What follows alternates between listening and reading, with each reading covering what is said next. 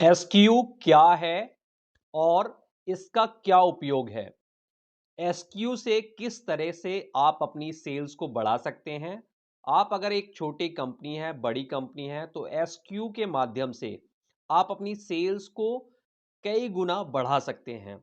इसके पीछे का जब कारण आप जानेंगे, तो आप हैरान रह जाएंगे और बड़ी कंपनी यही चीज़ फॉलो करती हैं और अपनी सेल्स को कई गुना बढ़ाती हैं। तो सबसे पहले आपको जानना है एसक्यू क्या है और एसक्यू का क्या उपयोग है। चलिए वीडियो को स्टार्ट करते हैं। अगर आपने हमारे चैनल को सब्सक्राइब नहीं कर रखा तो सब्सक्राइब कर लीजिए, क्योंकि यहां पर इसी तरह की लेटेस्ट इंफॉर्मेशन आपको मिलती है जो आपके बिजनेस में और आपके ग्रोथ में हमेशा काम आती है। तो सबसे पहले मैं आपको बता दूं कि जो कंपनी होती हैं, कंपनी बनाती हैं प्रोडक्ट या सर्विस। अब अगर कंपनी प्रोडक्ट बनाती है, सर्विस में भी यही उदाहरण है और प्रोडक्ट में भी। मैं प्रोडक्ट इसलिए लेके चल रहा हूं कि आपको समझाने में और आपको समझने में काफी आसानी हो। तो कंपनी बनाती है प्रोडक्ट अलग अलग ब्रांड्स के नेम से। जैसे कि पीएनजी कंपनी है, प्रॉक्टर एंड गैम्बल, 50 से ज्यादा प्रोडक्ट बनाती है और पूरी दुनिया में अगर उसके प्रोडक्ट मिला लिए जाएं तो 100 से ज्यादा उसके प्रोडक्ट हैं, अलग अलग ब्रांड से, अलग अलग कैटेगरी से। अब जो प्रोडक्ट वो बनाती हैं उसमें आते हैं ब्रांड्स, और एक कैटेगरी में कई सारे ब्रांड्स भी हो सकते हैं। फिर उन ब्रांड्स के अंदर अलग अलग प्रोडक्ट की और कैटेगरी, सब कैटेगरी बन जाती है। उसके बाद उनके पैक साइज बन जाते हैं, या रुपए की कीमत के हिसाब से पैक साइज बन जाता है। 10 रुपए वाला पैक, 50 रुपए वाला पैक, 100 रुपए वाला पैक, या 10 ग्राम वाला, 100 ग्राम वाला, 50 ग्राम वाला, 1 किलो वाला, 5 किलो वाला। तो इतनी सारी जो टेक्निकल चीजें हैं उसको कंप्यूटर में या अकाउंट डिपार्टमेंट जो होता है उसको टैली करने में दिक्कत आती है। इसीलिए बनाया गया है एसक्यू। इसका फुल फॉर्म है स्टॉक कीपिंग यूनिट, यानी कि स्टॉक का रिकॉर्ड रखने का एक तरीका। इसमें क्या है, एक कंपनी का जो ब्रांड है, सब कैटेगरी है, उसके नीचे जो सबसे नीचे तक प्रोडक्ट है, छोटा से छोटा, वो एसक्यू के अंदर आता है। अब चलिए मैं आपको एक एग्जांपल से स्टार्ट करता हूं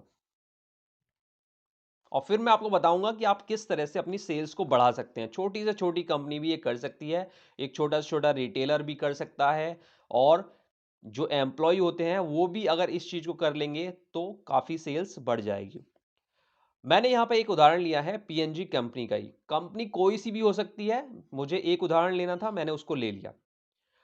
पीएनजी कंपनी है और इसका एक ब्रांड है टाइड। टाइड का सर्फ आता है, लेकिन इसका केवल सर्फ नहीं आता, और भी कई सारी चीजें आती हैं। तो इसके जो प्रोडक्ट हैं वो लॉन्ड्री प्रोडक्ट हैं टाइड के। इसके बाद स्टैन रिमूवर आता है। इसके बाद फ्लोर क्लीनर आता है। टाइड नाम से, टाइड हो गया ब्रांड नेम, और 3 कैटेगरी हो गई उसकी प्रोडक्ट की। अब उन 3 में से एक को ले लो। जो पाउडर आता है इसका, उसमें कई सारे पैक साइज आते हैं। 50 ग्राम वाला पैक साइज, 30 ग्राम वाला पैक साइज, 100 ग्राम वाला पैक साइज, 110 ग्राम वाला पैक साइज, 1 किलो वाला, 5 किलो वाला, 20 किलो वाला, 25 किलो वाला। अगर पैसों के, रुपए की कीमत मानो तो 10 रुपए का पैक, 20 रुपए वाला, 50 रुपए वाला, 100 रुपए वाला, 200 रुपए वाला, 400 रुपए वाला पैक। तो ये इसकी सबसे नीचे वाली कैटेगरी, यानी सबसे लोवेस्ट कैटेगरी हो गई। अब इससे नीचे कुछ भी प्रोडक्ट के नीचे नहीं है। 10 रुपए वाला आता है, अब उस 10 रुपए वाले में कई सारी अलग अलग वैरायटी नहीं बन सकती। तो यहां तक आप समझ गए। अब इस तरीके से पीएनजी के पास 100 से ज्यादा ब्रांड हैं, और उन ब्रांड के अंदर भी बहुत सारे प्रोडक्ट हैं। फिर उनके अंदर छोटे पैक, बड़े पैक बहुत सारे हैं। तो स्टॉक कीपिंग यूनिट के माध्यम से हम अपने प्रोडक्ट के रिकॉर्ड को मेंटेन कर सकते हैं। एक दुकानदार भी ये कर सकता है और एक कंपनी वाला भी कर सकता है। अगर सेल्स एम्प्लॉय है तो वो एसक्यू के माध्यम से अपनी सेल्स को बढ़ा सकता है। उसको पता रहेगा छोटे पैक कितने बिक रहे हैं, बड़े पैक कितने बिक रहे हैं, कौन सी दुकानदार जो है बड़ा पैक बेचता है, कौन सा दुकानदार छोटा पैक बेचता है।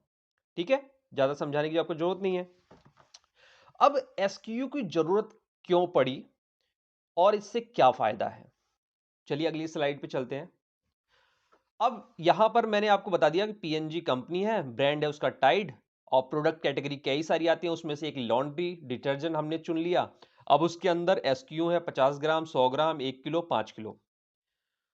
एसक्यू क्यों इंपॉर्टेंट है? एसक्यू इंपॉर्टेंट है, देखो सब कुछ बनाया जा रहा है ग्राहक के लिए, तो ग्राहक की नीड, जरूरत क्या है, उसके हिसाब से एसक्यू डिजाइन किया जाता है।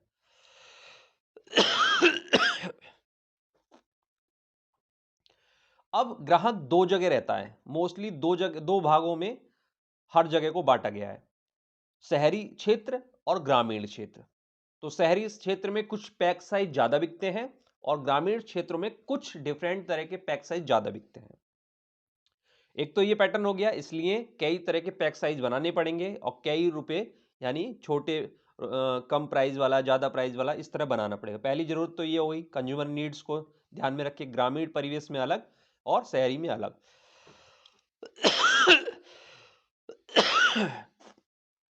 इसके बाद आता है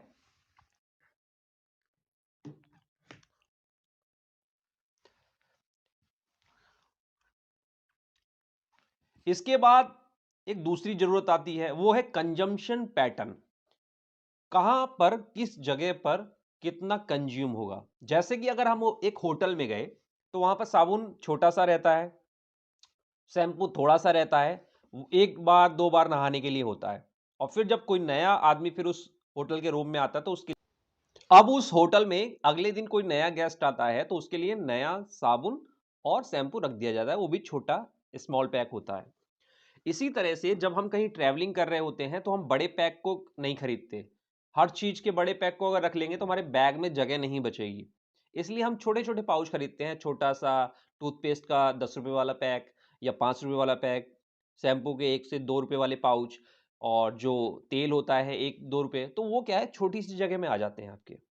तो आपका कंजम्पशन पैटर्न क्या है? आप सफर पे जा रहे हैं 2 दिन के लिए, 4 दिन के लिए, तो जितना कंज्यूम होगा उतने तरीके के पैक खरीद लेते हैं। घर में आप बड़े पैक साइज लेके आते हैं, ठीक है? तो कंज्यूम कितना हो रहा है? अगर घर में 10 मेंबर हैं, बड़ी फैमिली है तो बड़ा पैक आ रहा है, छोटी फैमिली है तो छोटा पैक आ रहा है, अकेले सिंगल रहते हैं तो उससे छोटा पैक आ रहा है, ठीक है? तो ये होता है। फिर एक 4 चीजें और इसमें मैटर करती हैं। पहला है अवेलेबिलिटी, ठीक है? प्रोडक्ट, आप किस एरिया में हैं, वहां की दुकानों पर कौन से प्रोडक्ट अवेलेबल हैं, पैक साइज कौन सा अवेलेबल है, इस पर भी सेल्स होती है। अब छोटा पैक साइज है तो आपकी मजबूरी है छोटा खरीदना, ठीक है? एक्सेप्टेबिलिटी, बहुत सारे लोग छोटा पैक नहीं खरीदना चाहते, केवल बड़ा ही पैक खरीदना चाहते हैं, चाहे उनको 5 किलोमीटर दूर चल के जाना पड़े, वहां से वो लेके आएंगे। अवेयरनेस, बहुत सारे लोग ये सोचते हैं कि छोटा पैक जो होता है सस्ते में अच्छा होता है और बड़ा पैक महंगा पड़ता है और जल्दी से खाली भी होती है उसकी बॉटल। तो अवेयरनेस।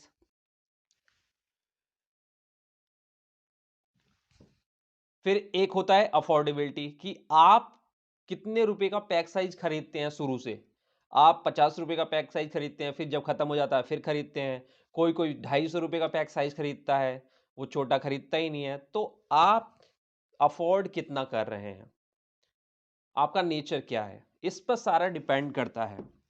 अब सेल्स एम्प्लॉय कैसे अपनी सेल्स को बढ़ाएगा? एसक्यू के माध्यम से।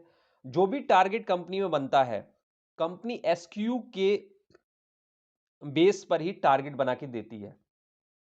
तो आप अगर ध्यान रखेंगे कि आपका कौन सा एसक्यू ज्यादा बिक गया और कौन सा कम बिक गया, तो आपको पता चल जाएगा कि जो कम बिक गया उस पर ज्यादा फोकस करना है, यानी उसके ऑर्डर ज्यादा जनरेट करने हैं, डिस्ट्रीब्यूटर से उसके ऑर्डर ज्यादा लगवाने हैं। देखना है कि किस एरिया में ये ज्यादा बिक सकता है तो वहां पर उसकी ज्यादा बिलिंग करानी है, किस एरिया में कम बिक सकता है तो वहां पर कम बिलिंग करानी है। और कंपनी वाले अपनी सेल्स कैसे बढ़ा सकते हैं? कि भाई अगर छोटे दुकानदारों पर आपका प्रोडक्ट रखवाना है, बड़े पैक साइज वो नहीं बिकता, या आपका प्रोडक्ट नया है नहीं बिकता, तो आप वहां पर छोटे पैक साइज से स्टार्ट कर सकते हैं। कस्टमर उसको चेक करेगा, लेगा, कम प्राइस करेगा और फिर अच्छा लगेगा तो बड़ा पैक साइज भी लेगा।